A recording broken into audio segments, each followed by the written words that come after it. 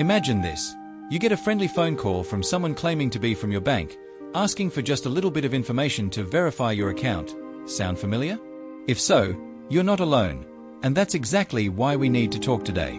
You know, in today's world, staying safe isn't just about locking your doors at night, it's also about protecting yourself online and over the phone. Scammers and hackers are getting sneakier by the day, and they often target folks like us because they think we might not be as familiar with the latest tricks. But here's the good news. Once you know what to watch out for, you can avoid these traps and keep your personal information safe. Now, I'm not here to scare you, I'm here to empower you.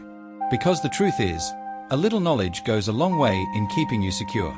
So today, we are going to talk about the kinds of information you should never share online or over the phone, no matter how convincing the person on the other end sounds.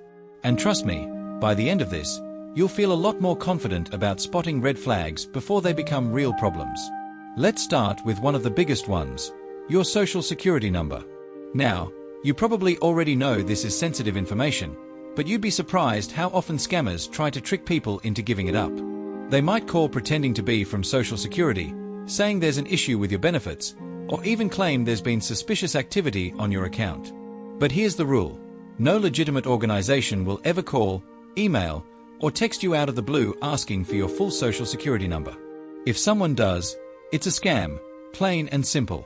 Another piece of information to guard closely? Your bank account details. Now, I know what you're thinking. Well, of course I wouldn't give that out. But scammers are clever. They might send you an email that looks exactly like it's from your bank, complete with logos and official-sounding language, asking you to confirm your account number or password. Or they'll call saying they've noticed fraudulent activity and need you to verify your information to stop it. But here's the thing. Your Real bank already has your details. They'll never ask for them this way. If you're ever unsure, hang up and call the number on the back of your card. That's the safest way to check. And let's not forget about passwords. You might get an email saying your account has been locked and you need to reset your password by clicking a link. But that link, it could take you to a fake site designed to steal your login info. The golden rule? Never click on password reset links in emails or messages unless you requested them. If you think there might really be an issue, go directly to the website yourself. Don't follow their link. Now, these are just a few of the big ones, but there's more we need to cover, like why you should be careful with your Medicare number, how to spot fake tech support scams, and the sneaky tricks identity thieves use to get personal details from you. But before we move on, I want you to take a moment and think. Have you ever gotten a call or message that felt off? Maybe now you're realizing it was a red flag. That's exactly why this matters. Because the more you know, the safer you'll be. So let's keep going, because your peace of mind is worth protecting. You know, one of the most common ways scammers try to catch people off guard is by playing on our trust, especially when it comes to things like Medicare. Now, if you're like most folks over 60, you probably rely on Medicare for your healthcare, and that's exactly why criminals target it. Here's how it usually happens.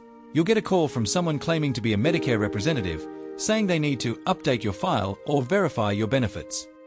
They might even offer you a free medical service or piece of equipment. All they need is your Medicare number. Sounds helpful, right? Wrong. Here's the truth. Medicare will never call you out of the blue asking for your number or personal details. If someone does, it's a scam. Your Medicare number is just as valuable to thieves as your Social Security number because they can use it to bill fake services, leaving you with a mess to clean up. So, what should you do? If you're unsure about a call, hang up and dial Medicare directly using the number on your card or their official website. That way, you're in control. Now, let's talk about another big one, tech support scams. These are especially sneaky because they prey on the fact that not all of us feel comfortable with technology. Here's how it works. You might get a pop-up on your computer or a phone call from someone claiming to be from Microsoft, Apple, or your internet provider. They'll say something like, "We've detected a virus on your device," or "Your account has been hacked." Then, they'll ask for remote access to your computer or demand payment to fix the problem. But here's the thing. Real tech companies don't operate this way. They won't call you unexpectedly, and they certainly won't ask for passwords or money over the phone. If you ever see a pop-up like this, don't click anything. Just shut down your computer and restart it. And if someone calls claiming to be tech support, hang up immediately. Another red flag to watch for? Pressure to act fast. Scammers love creating a sense of urgency. They'll say things like, "Your account will be closed in 24 hours if you don't respond," or "This is your last chance to claim your prize." Why? Because when people feel rushed, they're more likely to make mistakes. But here's a good rule of thumb.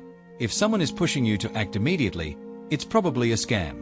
Legitimate businesses and agencies will always give you time to think things through. Now, we've covered a lot so far: Medicare scams, fake tech support, and high-pressure tactics. But there's still more you need to know, like how to protect yourself from identity theft and what to do if you think you've already shared too much.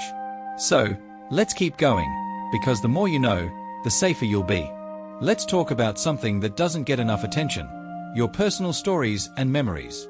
Now, you might be thinking, what harm could sharing those do? Well, more than you'd think.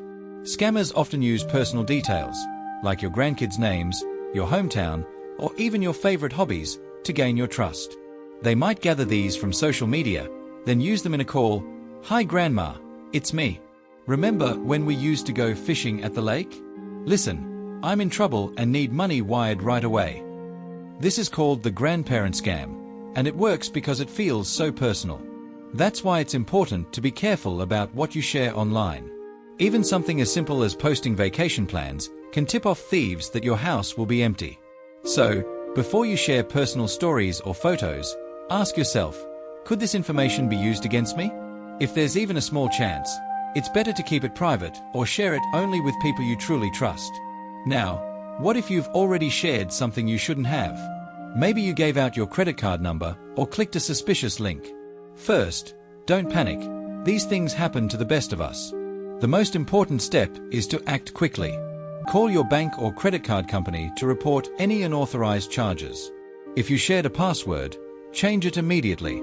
And if you're worried about identity theft, you can place a free fraud alert on your credit reports.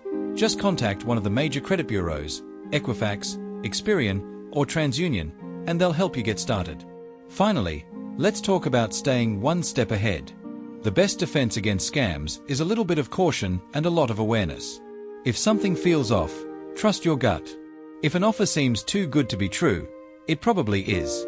And if you're ever unsure, take a pause, hang up the phone, close the email, or ask a trusted friend or family member for their opinion.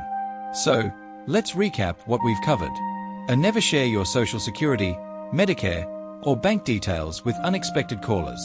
A tech support doesn't call you. Hang up on anyone who claims they do. Watch out for high-pressure tactics. Real businesses won't rush you. Be mindful of what personal details you share online. If you make a mistake, act fast to limit the damage. Remember, staying safe isn't about living in fear. It's about being informed. You've got the wisdom and experience to spot these tricks.